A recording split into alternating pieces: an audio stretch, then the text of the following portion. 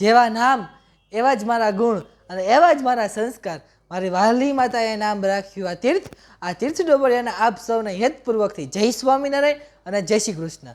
યદા યદા હિ ધર્મસ્ય જ્ઞાનિર્ભવતિ ભારત અભ્યુત્થાનમ ધર્મસ્ય દદાત્વાનામ સુજામ્યહમ. પવિત્રાણાય સાધુનામ વિનાશાય ચ દૃષ્ટતે ધર્મ સ્થાપનમ સંભવાનિત યુગે યુગે. ભગવાન શ્રી કૃષ્ણએ ગીતાજીની અંદર ખૂબ સચોટ રીતના કર્મનો સિદ્ધાંત સમજાવ્યો છે. તો તે કર્મના સિદ્ધાંત વિશે આપની વચ્ચે થોડુંક જ્ઞાન દરરોજ પીરસતો રહીશ.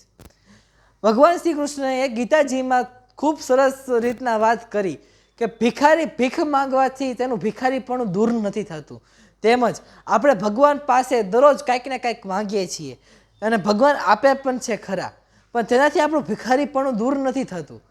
તેના કારણે આપણે ભિખારીપણું દૂર તો નથી થતું, ભગવાન આપણે આપે છે પણ ખરા, પણ ભગવાન આપણે જેટલું આપે છે તેટલું આપણે કોકને અર્પણ અને કોકને આપણે આપીએ પણ ખરા. હવે મહિને જે આપણી જેટલી આવક છે તેમાંથી 2-5% આપણે કોઈ પણ જાતનું દાન કરીએ, પુણ્ય કરીએ.